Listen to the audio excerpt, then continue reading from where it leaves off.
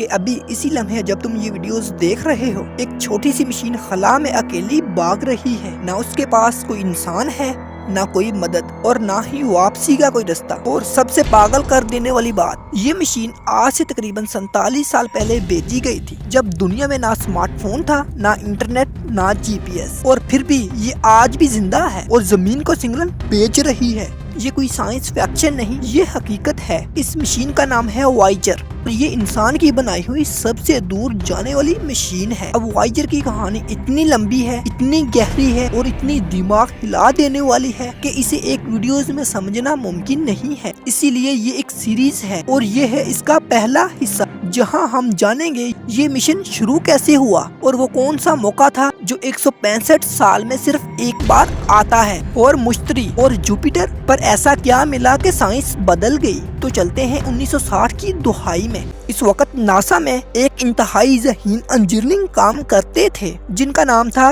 گیری فلینڈرو۔ یہ شخص عام نہیں تھا، اسے سیاروں کی حرکت سمجھنے کا جنون تھا۔ دن ہو یا رات یہ حساب لگاتا رہتا کہ کون سا سیارہ کہاں ہوگا، کس رفتار سے گھوم رہا ہے اور کب ایک خاص جگہ پر آئے گا۔ اور پھر ایک دن اس کی نظر ایک ایسی چیز پر پڑی جس نے پوری خلائی سائنس کو بدل کر رکھ دیا۔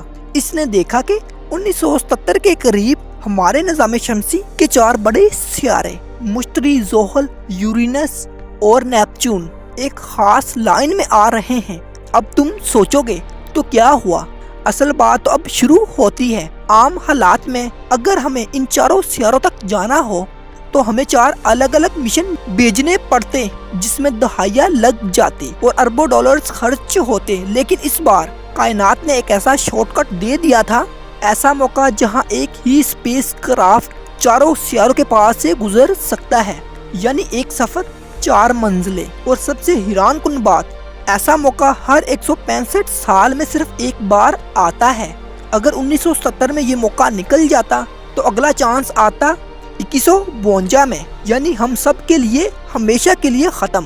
جب ناسا کو یہ معلوم ہوا تو انہوں نے فوراً فیصلہ کیا یہ موقع ہاتھ سے نہیں جانے دینا، لیکن مسئلہ ابھی بھی باقی تھا۔ یہ سیارے زمین سے اتنی دور ہیں کہ سیدھا راکٹ بھیج کر وہاں پہنچنا تقریباً ناممکن تھا، ایندھن ہی کافی نہیں تھا۔ تو پھر حل کیا تھا؟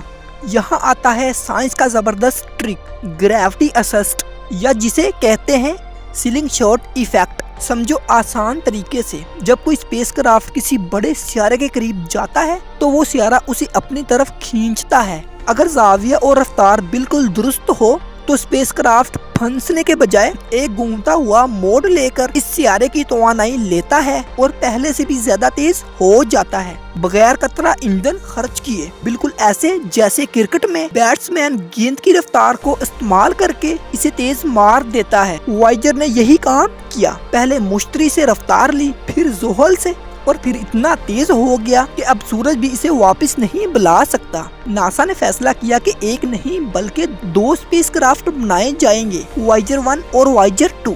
مزے کی بات تو یہ ہے وائجر 2 پہلے لانچ ہوا، وائجر 1 بعد میں، لیکن وائجر 1 کا راستہ تیز تھا اسی لیے وہ پہلے پہنچ گیا اور اسے 1 کا نام مل گیا۔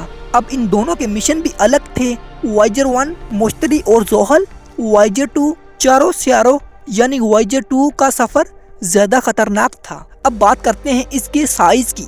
یہ کوئی بڑا جہاز نہیں تھا بلکہ ایک چھوٹی سی گاڑی جتنا وزن، صرف تقریباً 825 کلو گرام، لیکن چیلنج بہت بڑے تھے۔ سب سے پہلا مسئلہ تھا پاور، خلا میں نہ بجلی نہ ساکٹ، تو پھر یہ چلے گا کیسے؟ سولر پینلز کام نہیں کرتے کیونکہ جیسے جیسے سورج سے دور جاتے ہیں روشنی کم ہوتی جاتی ہے۔ مشتری تک پہنچتے پہنچتے روشنی 25 گنا کم، زحل پر 90 گنا کم۔ تو حل نکلا کیا؟ RTG radio generator.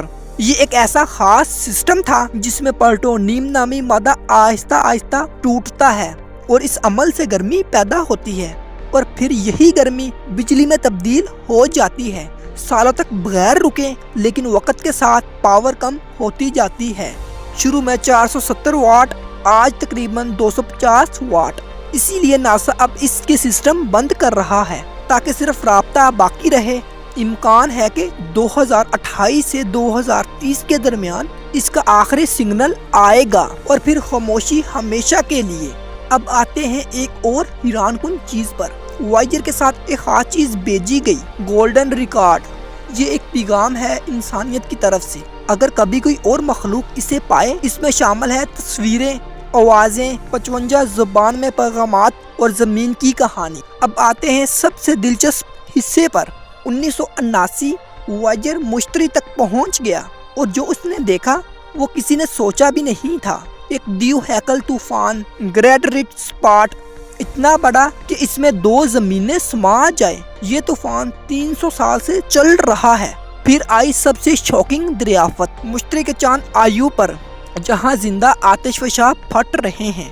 یہ پہلا موقع تھا جب زمین کے علاوہ کہیں اور ایکٹو و والگنس دیکھیں گے۔ اور پھر یوروپا، ایک برفیلا چاند اور اس کے نیچے ایک مکمل سمندر ہو سکتا ہے، اور جہاں پانی ہے وہاں زندگی کا امکان بھی ہے۔ یہی وہ لمحہ تھا جب سائنسدانوں کو احساس ہوا ہم کائنات میں اکیلے بھی ہو سکتے ہیں، یا شاید نہیں۔ اب سوال یہ ہے، زحل پر کیا ہوا، یورینس اور نیپچون پر کیا ملا، اور وہ لمحہ کیسا تھا جب وائجر نظام شمسی سے باہر نکل گیا؟ یہ سب دیکھیں گے پارٹ 2 میں، تو اسے مس مت کرنا، کیونکہ آگے کی کہانی اور بھی زیادہ پاگل کرنے والی ہے۔